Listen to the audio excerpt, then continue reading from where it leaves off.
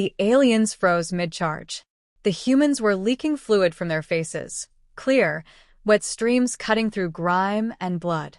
The alien commanders thought it was contamination. The soldiers thought it was weakness.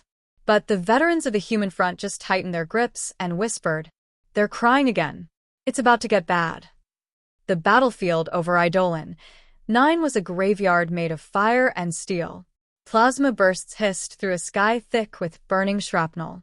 The KRYTH Dominion had unleashed everything they had: sonic disintegrators, neural screamers, gravity imploders, technologies built to dismantle minds and matter alike.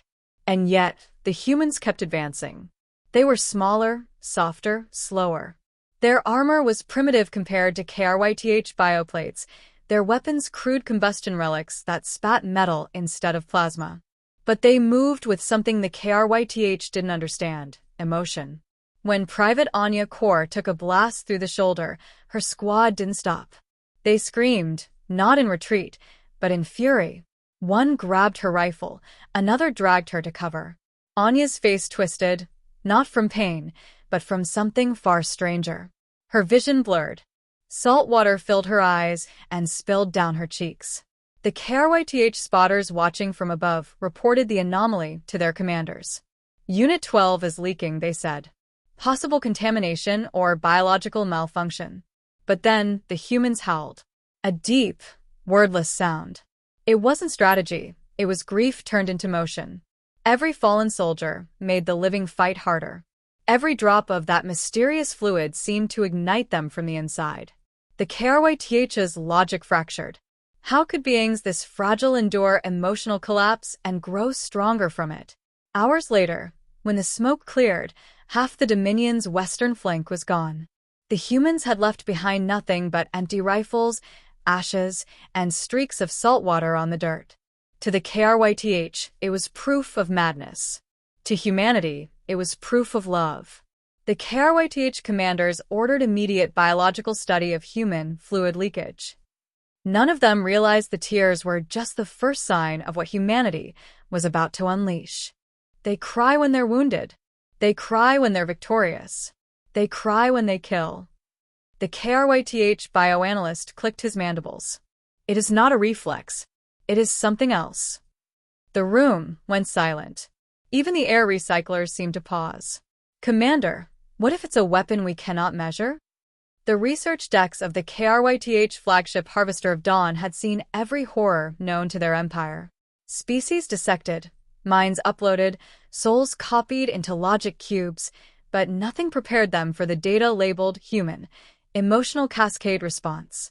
Images replayed on holoscreens, humans under fire, faces twisted in pain, yet glowing with something that terrified the KRYTH more than any weapon: resolve. Even when wounded, even when their numbers fell below survival thresholds, their neural activity didn't collapse into despair as expected. It spiked. The scans showed elevated dopamine, adrenaline, and oxytocin all at once, a biochemical storm that turned grief into a command: fight harder. To the KRYTH, this was unthinkable. Emotion was inefficiency. They had surgically removed such impulses generations ago. They were built for obedience, not chaos. Yet the humans, these biological anachronisms, seemed to draw power from their instability. "We call it crying," explained the captured human medic, calm even in the restraint field. "It's not a weakness. It's release. We cry so we don't break." The KRYTH lead scientist hissed. "Then, why do you fight harder after leaking fluid?" The human smiled through bruised lips. "Because the ones we cried for deserve vengeance." The room went cold. Data teams began to panic. Reports flooded in from multiple fronts. Wherever human forces had been seen crying, Dominion troops reported behavioral unpredictability spikes. They would retreat, only for humans to pursue them relentlessly, with precision bordering on madness. The tears were not breakdown, they were ignition. Soon, whispers spread among the KRYTH soldiers. "If a human leaks, run." Their sorrow burns brighter than plasma. Even the Dominion's morale AI flagged a new psychological tag: human grief event, catastrophic threat potential. What the KRYTH didn't realize was that this was only the beginning, because the humans weren't just crying for their dead anymore. They were crying for something much older, something the galaxy had taken from them long ago: home. When the first human flagship broadcast a single word across all channels, for Earth, the tears stopped. What came next made the KRYTH wish they'd never seen a human cry at all. The transmission cut through every wavelength in the system. No encryption, no code. Just 2 words carried on static and fire. For Earth. The humans had stopped crying. And that terrified everyone more than the tears ever did. The Battle of Vale Orbit was supposed to be the Dominion's final victory. The KRYTH had surrounded the human armada with 3 fleets, sealing every vector of retreat. The humans were outgunned, outnumbered, and by all tactical models, already dead. Then the silence began. No radio chatter. No tactical uplinks. No emotional displays. Human ships just drifted, waiting. The KRYTH commanders thought their morale had finally broken. They advanced in formation, confident and methodical. And that's when the Artemis lit its engines. The oldest human warship in orbit, centuries outdated, patched with scavenged hulls and mismatched reactors, turned toward the Dominion flagship and fired every last warhead it had. Not at the enemy's ships, but into the debris field between them. Thousands of mines, unarmed wrecks, and shattered satellites ignited at once, creating a storm of molten metal and electromagnetic chaos. It blinded the KRYTH's sensors, and through that wall of flame, the humans charged. Inside the command deck of the Dominion flagship, alarms shrieked. They're suiciding. Negative. Those trajectories are deliberate. They're using the wrecks as cover. Impossible. Their NAV systems cannot handle. They're manual piloting, sir. The KRYTH had no concept for what was happening. They couldn't comprehend the sight of soldiers diving into plasma storms with calm determination.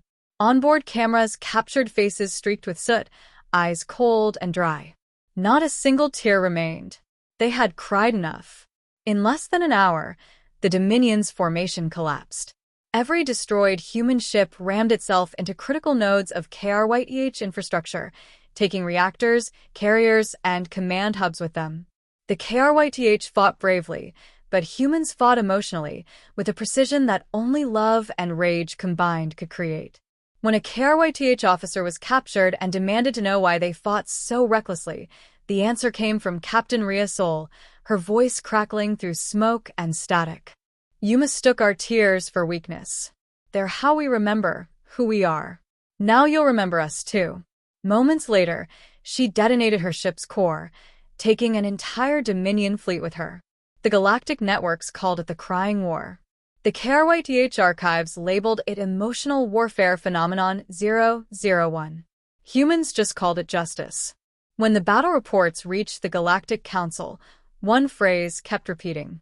The humans have stopped leaking fluid.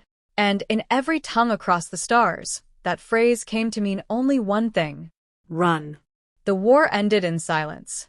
Not peace, just the kind of silence that follows something the universe wishes it could forget. The Dominion fleets burned, their ashes drifting through systems that once pulsed with alien confidence. And everywhere that silence reached, it carried a whisper. They stopped crying. Months after the last KRYTH cruiser fell, the Galactic Council convened for an emergency summit. Every surviving empire sent their envoys, trembling behind decorum. None wanted to discuss the obvious, the human fleet now orbiting in quiet formation around the ruins of Vale Orbit. They didn't speak.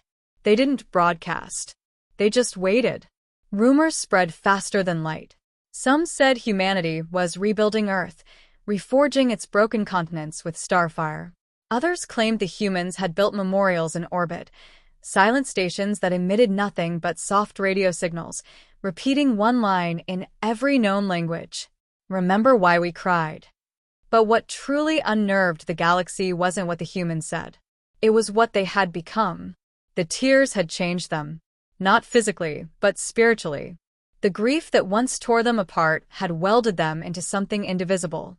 Every colony, every lost ship, every orphaned outpost, connected by memory. They didn't conquer planets anymore. They reclaimed them. They rebuilt ruins others abandoned. They revived dead worlds with stubborn hope.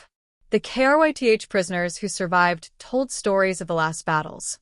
They spoke of human soldiers who fought through radiation storms, carrying wounded enemies to safety before vanishing into the void.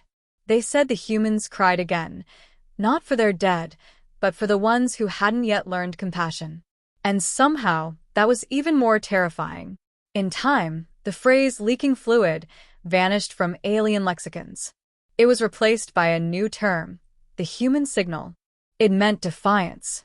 It meant empathy. It meant the war was over and the reckoning had begun.